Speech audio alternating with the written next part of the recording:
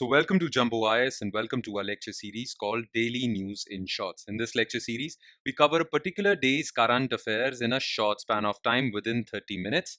We cover these current affairs in a short span of time so that your entire day is freed up for reading other parts of your UPSC syllabus, but side by side, you do not miss out on current affairs. So make this lecture series a part of your daily routine if you really want to cover your current affairs in a short span of time.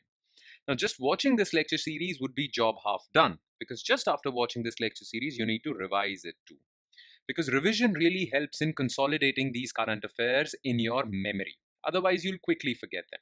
Now, you can revise these current affairs from the notes provided by us, and these notes shall be shared on our Telegram channel. Now, where can you find our Telegram channel?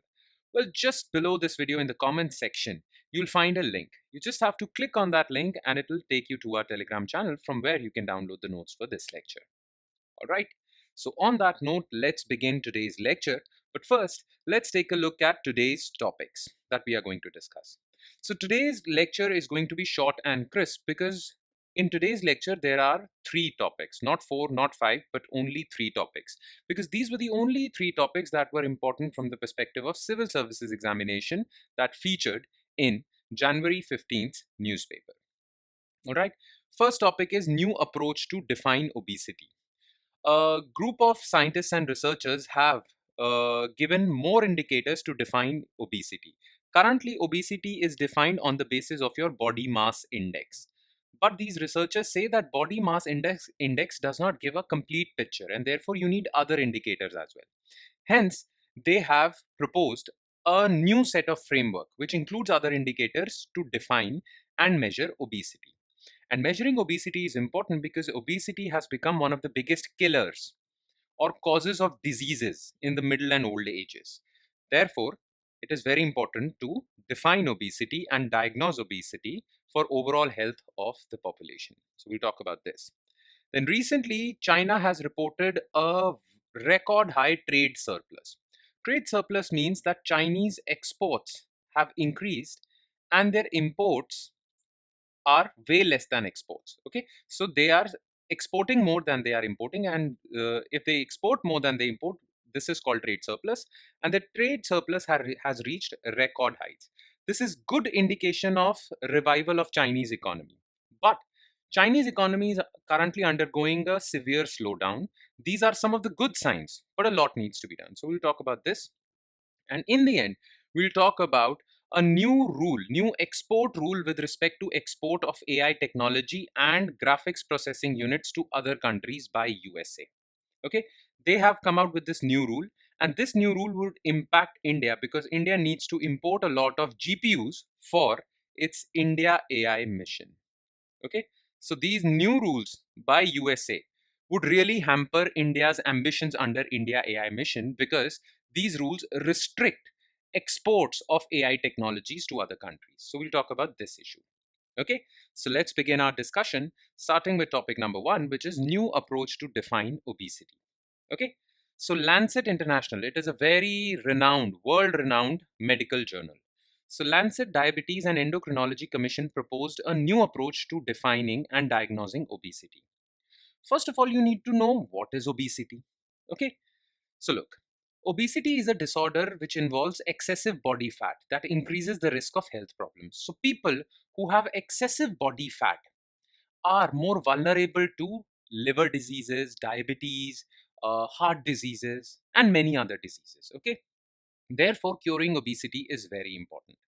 Now, this Lancet Commission has said that currently obesity is measured using body mass index. Okay, what is body mass index? It is a numerical estimate of a person's weight relative to their height. Okay, so it is basically your weight relative to your height, and it is traditionally used to determine obesity. Okay, in Europe, for European people and European males, it is said that if you have a BMI that is greater than 30, then you are defined as obese. In India, it is said that if you have a BMI of greater than 25, then you are defined as obese. Okay, so currently obesity is measured through your body mass index. Okay, and it is diagnosed through your body mass index. But the thing is that Lancet Commission says that BMI shouldn't be the only indicator of measuring obesity. There should be other indicators as well, which should be combined with BMI. And then a person should be categorized as obese or non-obese. Okay. Now, what does Lancet Commission mean by that? Okay. Look, basically what is obesity? Obesity is when your body has excessive fat. Okay. Now your body deposits fat in two locations, and on the basis of this, fat in your body can be categorized into two parts. Okay. One is known as visceral fat. Okay. The other is known as subcutaneous fat. So the fat deposited in your body is divided into these two parts: subcutaneous fat, visceral fat. Now, subcutaneous fat is that fat which is deposited under your skin. Okay. Just under your skin. And if you have a very high subcutaneous fat, then you appear fat. All right. You look fat. Your arms are big, your legs are big, your neck is big because a lot of fat is deposited in your under your skin. Okay. This is mostly the visible fat in a person. The other is visceral fat. Okay. Visceral fat is fat deposited on your organs. Okay. There is a layer of fat. There is a layer of fat that is deposited over your organs. Okay. So you will have some fat deposited over your liver, your stomach, your intestines, and many other things. Okay. This is known as visceral fat. This visceral fat is not visible. Okay. But it is there because it is there deep inside your body, just over your organs. It is said that visceral fat is more dangerous than subcutaneous fat. Okay. The only way you can find out that a person has more visceral fat just by looking at them is that if they have pot bellies. Okay. Pot bellies means that if a person is a thin person, but he has a huge stomach. So you have seen people like these. Okay. They are thin. They have arms are thin. Their chest is thin. Shoulders are thin. But their stomach is protruding outwards. Their tummy is protruding outwards. Okay. That's because a lot of layers of fat have been deposited on their stomach and small intestines, which swells up their belly. Okay. So that is only example of visceral fat that can be spotted just by looking at a person. But if a person is overall fat, then he or she has subcutaneous and visceral fat both. Okay. The thing is that BMI only measures your weight relative to your height.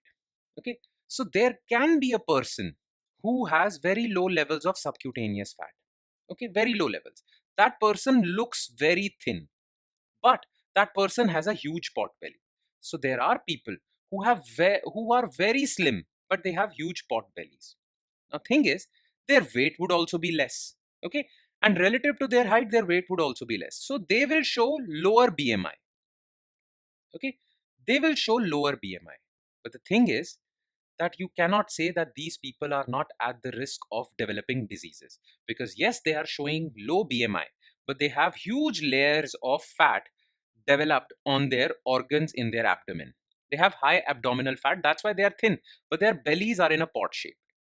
Okay, so these people will have low BMI. You will say that you are perfectly healthy, you don't have any obesity, but they are obese because they might appear thin, but a lot of fat is deposited around their belly. Okay, so looking at BMI alone won't do the job of checking whether a person is at a risk of developing obesity related diseases. That is why Lancet has said that apart from BMI, you need to look for other indicators as well, like waist to hip ratio. Okay, waist to hip ratio, waist size, and many other things. All right.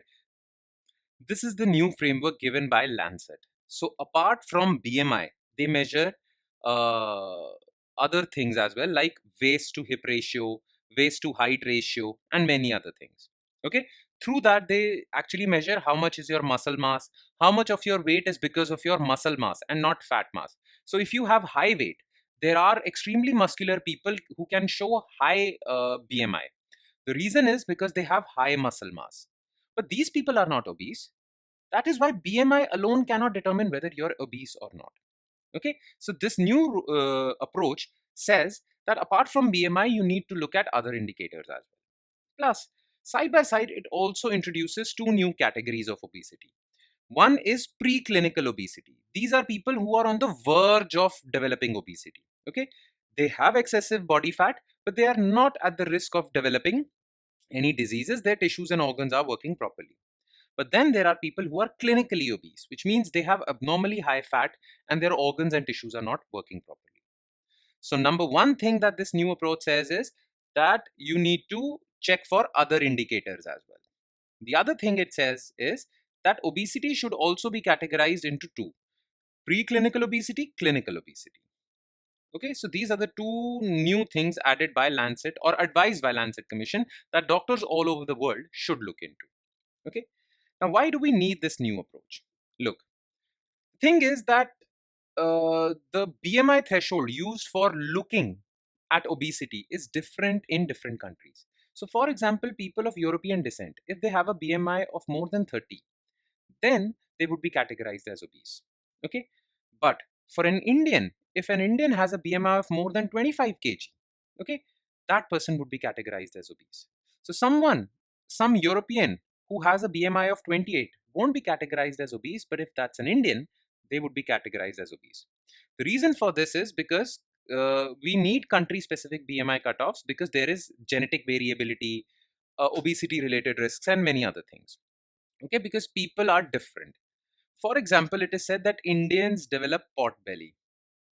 Okay, so they might not show high BMI. Okay, but they are still at the risk of being obese. Why? Because they have pot bellies. They have high amounts of visceral fat. I've explained that, right? So people with excess body fat do not always have high BMI. That indicates they are living with obesity, meaning their health problems can go unnoticed. Okay, so you won't have high BMI, but you have a high amount of visceral fat. Okay. Additionally, some people have high BMI and high body fat, but maintain normal organ and body functions with no symptoms of ongoing illness. So these people, if categorized as obese, they can be misdiagnosed because some people have high BMI because of muscle mass. So BMI alone shouldn't be used as a indicator of obesity. Now, this article that I included in today's lecture also mentioned about Indians and obesity. So, Indians have high prevalence of abdominal obesity. By abdominal obesity, we mean that that person might be thin, but they have a huge belly, huge tummy. This is known as abdominal obesity. And abdominal obesity alone, you can be thin all over your body, but if you have abdominal obesity, then there is high risk of you developing diabetes, fatty liver, heart diseases. Focusing on abdominal obesity as a priority is both rational and relevant for controlling associated diseases. So, even experts say that for Indians, just focus on abdominal obesity. Don't even look at BMI because these people with high abdominal obesity might show low BMI, but they are obese. So, look for abdominal obesity alone. In fact, in India, childhood obesity rates are on the rise. This is again a concern. Okay, so this is the situation. All right, let's move on to our next topic, shift to our next topic, which is China's trade surplus at new high. So, China's export gained momentum in the month of December 2024. They have released this data just now and grew 5.9% year on year in 2024 to 3.58 trillion. So, China exported $3.58 trillion worth of goods. Okay. Imports too showed some increase, but they were nowhere near exports. So, therefore, China ran a record high trade surplus. Trade surplus is when exports exceed your imports. So, if you're exporting $100 billion of goods and if you're importing $60 billion, then your trade surplus is $40 billion. Okay. If your imports are more than your exports, then you run a trade deficit, which India does. India runs generally a trade deficit. Okay. Now, what were the reasons behind this spectacular rise in Chinese exports? Okay. First of all, there is this phenomena called December rush. The thing is that during the month of December, Chinese New Year comes. So most of the exporters want to clear their inventories and export them. Plus, China is fearful of Donald Trump. They believe that once Trump comes to power, he will raise tariffs and restrict exports from China. Okay. Therefore, whatever items you have ready, just export them quickly before Trump comes into office. So this is the reason for December rush. That is why the data for December increased considerably. Plus, dollar is strengthening spectacularly, and we can see that with the declining value of rupee vis-a-vis dollar. Now that's because dollar is increasing in its value. It's not rupee that is declining, it's dollar that is strengthening. And this strength of dollar is also faced by Chinese currency called renminbi. So because dollar is strengthening, renminbi has become weak, and a weak currency like a weak rupee is good for Indian exports. Weak rupee is bad for imports. Okay? So because dollar has strengthened and Chinese currency has weakened, it has been good for the exporters, bad for the importers. That is why exports have risen considerably. Imports have not risen that considerably. Plus, China has achieved a sort of dominance in electric vehicles, batteries, and solar panels. And there is a huge global demand for these things. That is why Chinese goods exports increased. Okay. Now, what are the key takeaways from this? Look, one key takeaway is that Chinese economy is showing signs of recovery. Okay. Exports have been the driving force of rise of China. Okay. Chinese economy became so huge because of exports. So if exports are recovering, that's good sign for China. Okay. Plus, the thing is that the policymakers at Beijing, okay, the Chinese policymakers, Chinese government has set itself a target of GDP growth rate of 5%. Now, if China continues to export like this, well, Chinese government would achieve this target of GDP growth. Clear? The other key takeaway is, and this is a bad takeaway for China, is threat from America. The thing is that Donald Trump does not like if you run a trade surplus with America. Donald Trump doesn't want that you sell more goods to America than you buy from it. So if a country is running a trade surplus with America, well, Donald Trump is attacking them in the media. Okay. Now, at this time, when Donald Trump is attacking every country which runs a trade surplus with America and is attacking them on the media and is threatening them with retaliatory tariffs, right? At this time, China has released its spectacular export numbers. At a time when countries who have shown good export performance are keeping shush, are basically keeping mum. Okay, at a time when countries are being silent that they have shown good exports because they fear that Donald Trump would attack them. China has decided to advertise its good export numbers. Okay, so this is a key takeaway. Don't know what Chinese policymakers are thinking. And let's wait and watch for the response by America. Clear? Okay. And now let's move on to our third but last topic of the day, which is somewhat of a bad news for India, is the new US AI export rule. Okay. Donald Trump is going to be inaugurated on 20th January. And until 20th January arrives, well, Joe Biden is in his last days. Now, just before leaving office, he has released a rule called Framework for Artificial Intelligence Diffusion. Okay. Under this new rule, USA will put export restrictions on AI and AI chips. Okay. Basically, what USA has done is USA has created three categories of countries: tier 1, tier 2, tier 3. Those countries which fall in tier 1, okay, USA will not put any export restrictions when it comes to AI chips. Okay. These countries are mostly allies of America. Those countries which are tier 2, well, USA will export them AI chips, but they would keep a cap on these exports. They would actually put some restrictions. And those countries which lie in tier 3, well, these countries are absolute enemies of America. These countries won't get any exports from USA as far as AI chips are concerned. Okay. Now, India lies in the middle tier. Okay. That means India will face some restrictions. And this is not good news. Why? Because India has laid out an ambitious plan called India AI Mission. Under this mission, Indian government or India will procure 10,000 AI chips called GPUs. Now, if USA has put some restrictions on export of these GPUs, well, this plan of gathering 10,000 GPUs is vulnerable. Okay. Now, GPUs or AI chips are those chips on which AI systems run. Okay. And this is a very ambitious plan of India. India needs these 10,000 GPUs, and most of them would be imported from America. So, if America is putting export restrictions, even though there are some export restrictions because India lies in tier 2, then too, this plan is a little bit vulnerable. Let's see what happens. Okay. Now, what are these three tiers? So, tier 1 contains 18 countries. Okay, these are 18 of the closest allies of United States and has almost no export restrictions. These include Australia, Canada, UK, and whatnot. Maximum countries are in tier 2, including India. These countries will face a limit on how much computing power or GPUs they can import from USA. So USA will put restrictions like in a year you can import 5,000 chips, 2,000, 10,000, 50,000, depends. But there will be restrictions in tier 2. And tier 3, well, countries in tier 3 are somewhat rivals of USA like Russia, China, Libya, North Korea. Export of GPUs to these countries will be almost prohibited. Okay? Now the thing is, USA has also given special rules for India and China. So there is a thing called special provision for India and China. So apart from these three tiers, this law also creates a special review called general validated end users. Okay, and in this special rule, only India and China are there. Okay, as per this special rule, Indian companies that get authorization from USA can use these AI chips for civilian and military purposes, but not for nuclear purposes. Okay, and in case of Chinese companies, if a Chinese company gets an authorization from USA, that company can only use AI chips for civilian use, not even military use.